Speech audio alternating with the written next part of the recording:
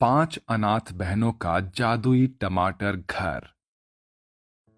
मालिक, कुल मिला के बारिश का पानी लगने से आधा टोकरी टमाटर सड़ा गला निकला है।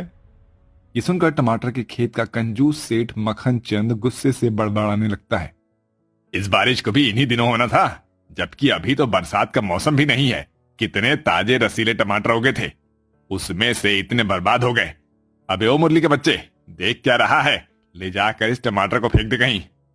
ये सुनकर टमाटर के खेत में काम कर रही गरीब केसरी कहती है, काश कि सेठ ये टमाटर मुझे दे देता। फिर शाम को जब मजदूर दिहाड़ी लेकर खेत से चले जाते हैं तो केसरी कचरे में फेंके उन सड़े गले टमाटर को फटी साड़ी के तले छिपाकर घर जाने लगती है। उसकी आंखों से आंसू झलक जाते हैं। किसी ने देखा तो नहीं? क्या भगवान, एक पेट के लिए गरीब को क्या कुछ नहीं करना पड़ता। थोड़ी देर में वो घर पहुंच जाती है, जहां टूटी फूटी झोपड़ी में उसकी 5 गरीब बेटी पूजा, जूही, रिंकू, धानी और सबसे छोटी डब्बू भूखी प्यासी बैठी थी। माँ, भूख लगी है, जल्दी से खाना बना दो। हाँ, बस अभी बनाती हूँ बिटिया। उन 5 का इस दुनिया में उसकी माँ के सिवा और कोई नहीं था। सहारे के नाम पर एक टूटी फूटी झोपड़ी में वो सभी गुजारा कर रहे थे। जहां एक तरफ 5 बहनें अपनी अपनी थाली लिए खाना बनने का इंतजार करती है, तो वहीं केसरी उन्हें जैसे तैसे चटनी रोटी परोसती है और वो खुश हो जाते हैं। अरे वाह माँ, आज आपने हमारी मनपसंद टमाटर की चटनी बनाई है। मैं तो पूरी 2 रोटी खाऊंगी और मैं पूरे 3 खाऊंगी।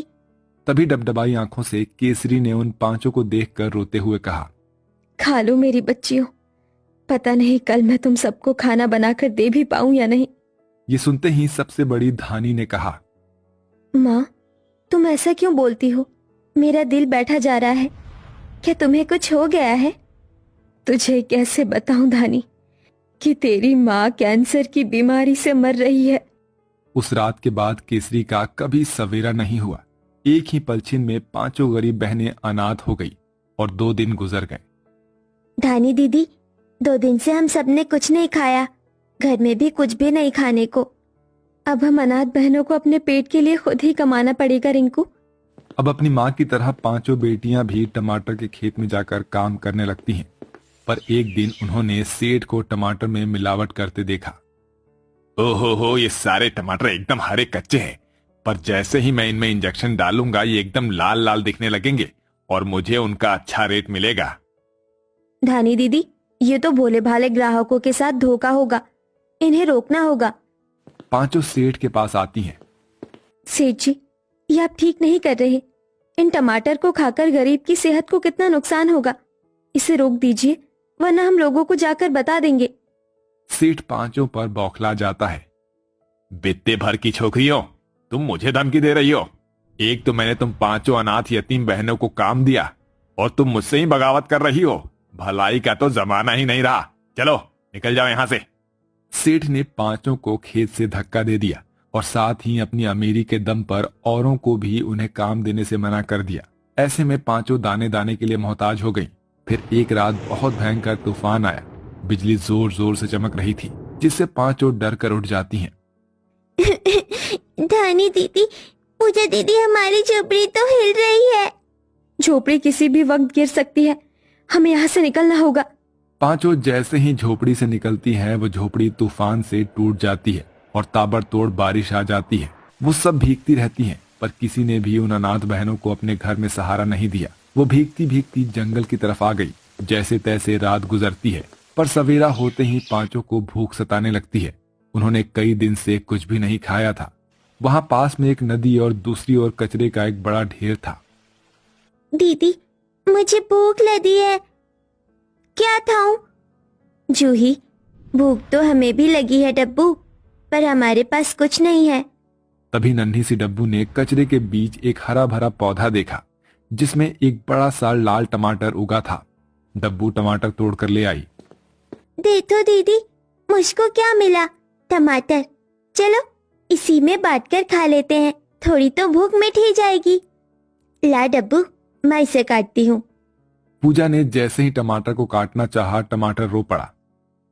ओहो, रुक जाओ, मेरा खून मत बहाओ, छोड़ दो मुझे। जादुई टमाटर को बोलता देखकर पांचों चौंक जाती है। अरे बाप रे, ये टमाटर तो इंसानी भाषा बोलता है। हाँ रिंकू दीदी, जरूर ये कोई जादुई टमाटर है। पर मुझे भूख लगी है, मैं ये टमाटर काट कर खाना चाहती हूँ। तब जादुई टमाटर ने डब्बू को लालच दिया, और अगर मैं तुम्हें अच्छा अच्छा खाना दूं, जैसे पुलाव, पालक पनीर, खीर पूरी और फिर 56 भोग, तो क्या तुम मुझे छोड़ दोगी? पांचों की जीभ लालच से लपलपाने लगी। तभी जादुई टमाटर में से चमक हुई और देखते ही देखते 56 भोग से भरी थाली प्रकट हो जाती है। ये तो कितना सारा खाना है, आओ बहनों खाते हैं।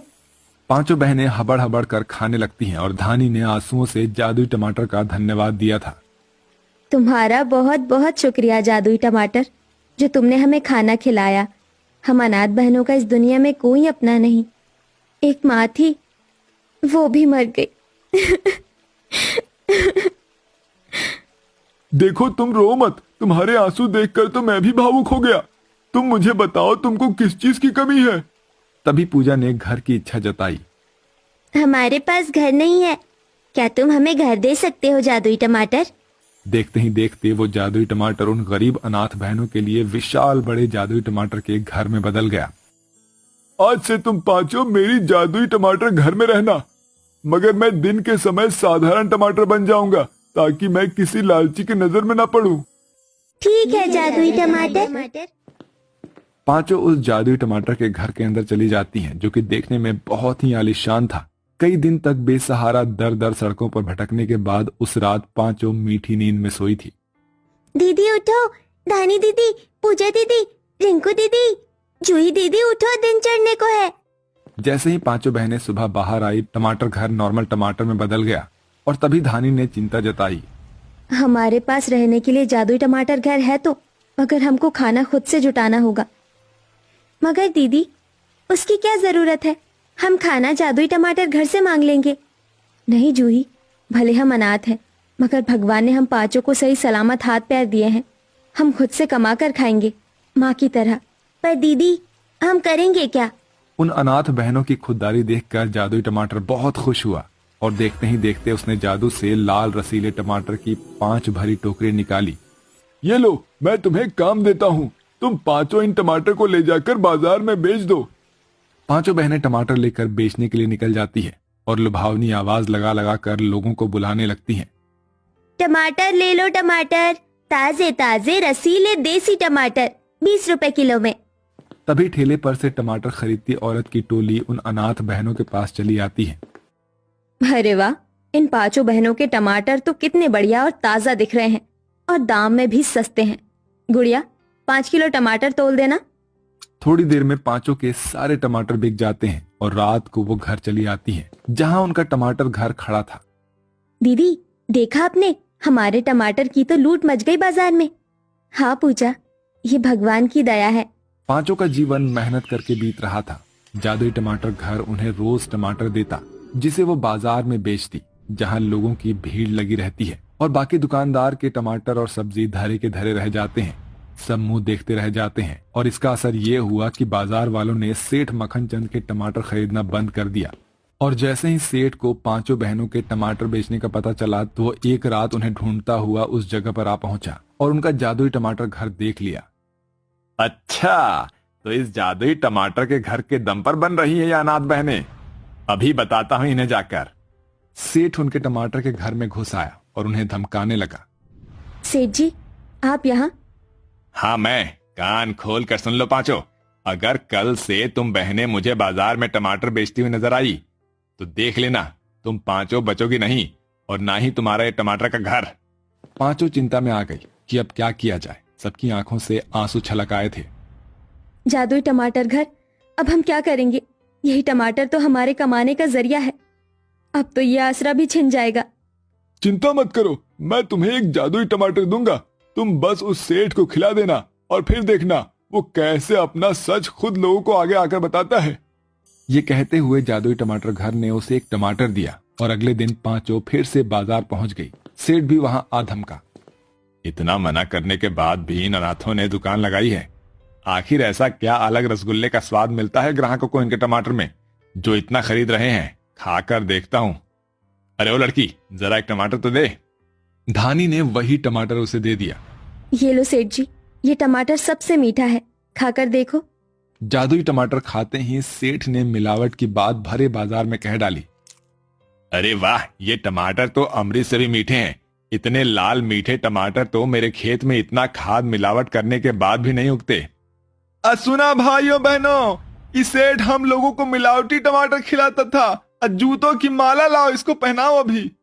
लोगों ने सेठ की खूब इज्जत उतारी और उसे पीट पीट कर पुलिस के हवाले कर दिया और अब बिना किसी डर के पांचों बहनें अपने जादुई टमाटर के घर में रहने लगी।